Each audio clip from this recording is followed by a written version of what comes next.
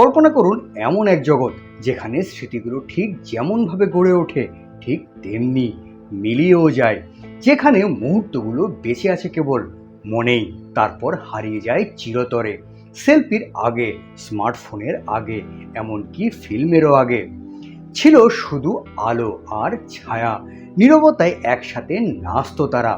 কিন্তু যদি এই সময়কে আটকে রাখা যেত, ধরে রাখা, থামিয়ে রাখা কিংবা নিজের করে রাখা যেত, শতাব্দীর পর শতাব্দী ধরে এই ভাবনায় আচ্ছন্ন ছিল মানবজাতি। অবশেষে এক আবিষ্কার বদলে দিল আমাদের দেখার দৃষ্টিভঙ্গি। একটি অন্ধকার বাক্স হয়ে উঠল স্মৃতির জালনা, একটি রাসায়নিক প্রতিক্রিয়া রূপ নিল অনুভূতিতে, একটি ঝলক হয়ে উঠল ইতিহাস। কিন্তু এই সব কিছু শুরু হলো কোথা থেকে? কিভাবে আমরা দেয়ালে পড়া ছায়া থেকে এসে পৌঁছালাম আমাদের পকেটে থাকা 108 মেগাপিক্সেল ক্যামেরায়? চলুন আজকের এই ভিডিওতে জেনে নেওয়া যাক এই ক্যামেরার অভিযাত্রা, একটি ফটোগ্রাফির গল্প।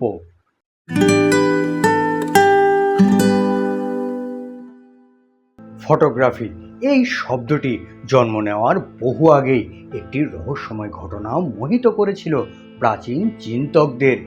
একটি সাধারণ বাক্স, একটি ছোট ছিদ্র এবং তার ভিতরে উল্টে যাওয়া এক পৃথিবী।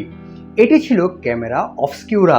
400 খ্রিস্টপূর্বাব্দে চীনা দার্শনিক মোজি তার লেখাতে এটি প্রথম উল্লেখ করেন।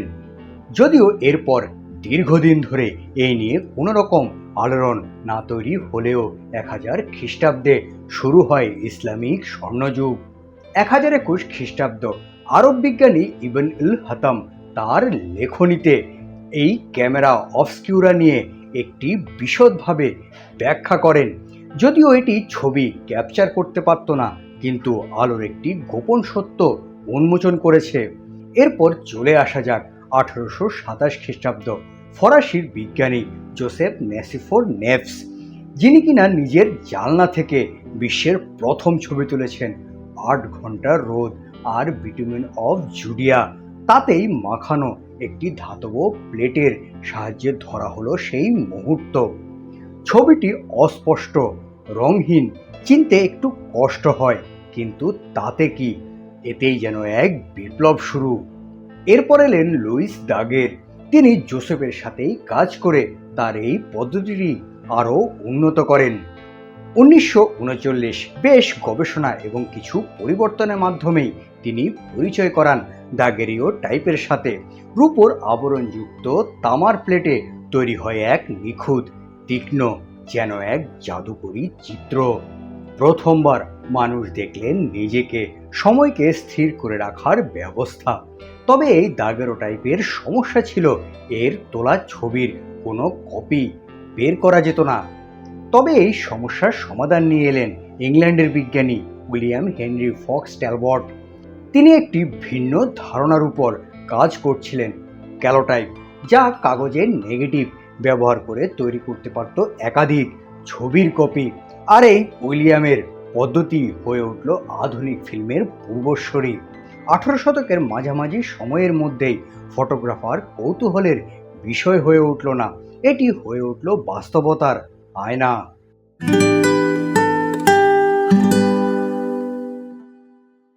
ফটোগ্রাফি যখন রূপোর প্লেট থেকে কাগজে রূপান্তরিত হচ্ছিল, তখন একটি সমস্যা থেকেই গিয়েছে, তা হলো গতি।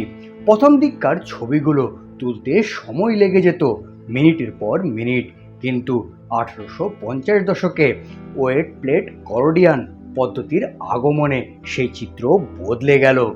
এবার ফটোগ্রাফিরা যুদ্ধক্ষেত্র, শহর, এমনকি অনুভূতিও ধরতে পারত স্পষ্টতা এবং গতির সাথে। এরপর এলো সেই মুহূর্ত যা ফটোগ্রাফিকে পৌঁছে দিল সাধারণ মানুষের হাতে। 1888 জস টেটম্যান একটি ক্যামেরা আনলেন যা সব কিছু পাল্টে দিল। জন্ম নিল কোটাক ক্যামেরা, ছোট, সহজ এবং ফিল্ম সহ প্রস্তুত একটি ক্যামেরা। আপনি ছবি তুললেন, ক্যামেরাটি পাঠিয়ে দিলেন এবং হাতে ফেরত পেলেন স্মৃতির প্রতিলিপি।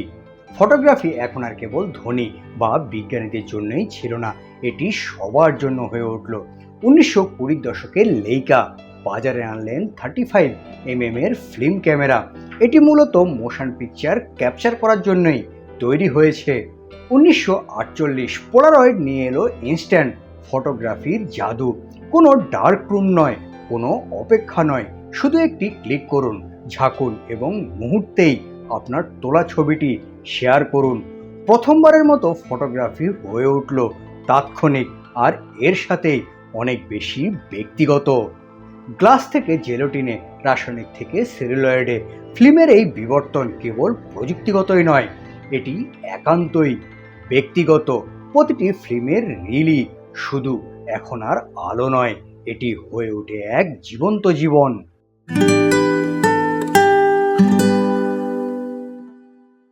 দশকের পর দশক ধরে ছবিতে এই পৃথিবী ধরা পড়ছিল রঙহীন, কিন্তু 1861 সালে স্কটিশ পদার্থবিদ জেমস ক্লার্ক ম্যাক্সওয়েল তৈরি করলেন প্রথম রঙিন ছবি।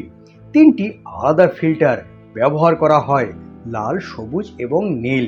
ফলাফল একটি অস্পষ্ট টাইটান রিবনের ছবি। হ্যাঁ, ছবিটি স্পষ্ট, তাতে কি এ এক বিশাল অগ্রগতি। প্রথমবার রং শুধু কল্পনায় নয়, তার রেকর্ড করা সম্ভব হলো। 1907 সাল লুমিয়ের্স ব্রাদার উপস্থাপন করলেন অটোক্রোম, প্রথম বাণিজ্যিকভাবে সফল রঙিন ফটোগ্রাফি পদ্ধতি। মানুষ প্রথমবারের জন্য অনুভব করল মৃদু স্বপ্ন ঘেরা নতুন এক রঙের জগৎকে। এরপর এলো সেই পরিবর্তনকারী মুহূর্ত। 1935 বাজারে এলো কোডাকো ক্রোম। আচমকায় আকাশ হয়ে উঠল গাঢ় নীল, ঘাস ঝকঝকে সবুজ এবং মুখবয় যেন জীবন্ত। এটা শুধু ফিল্ম ছিল না, এটা ছিল এক টাইম মেশিন।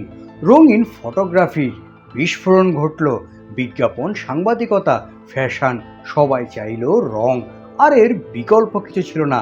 এটাই ছিল প্রত্যাশা।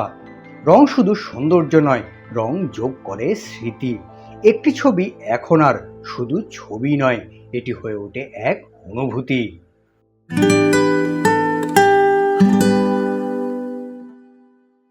বিংশ শতকের মাঝামাঝি সময়ের মধ্যে ফটোগ্রাফি হয়ে ওঠে আরও পরিপক্ক, কিন্তু এবার সময় এসেছে আরও দ্রুত, আরও ধারালো, আরও বুদ্ধিমান হয়ে ওঠার।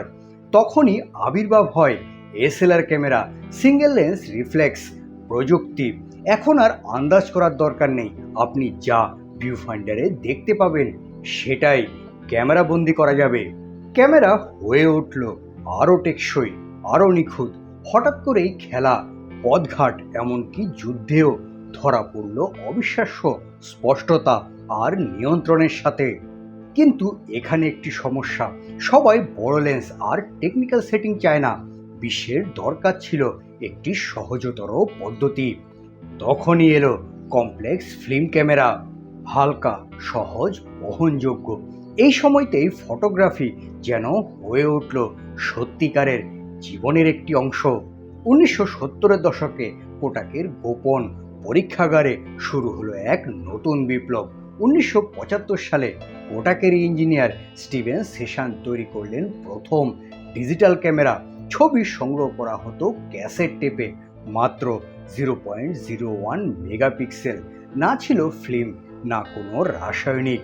দেখতে অনেকটা সায়েন্স ফিকশন, কিন্তু এটাই হয়ে ওঠে বাস্তব।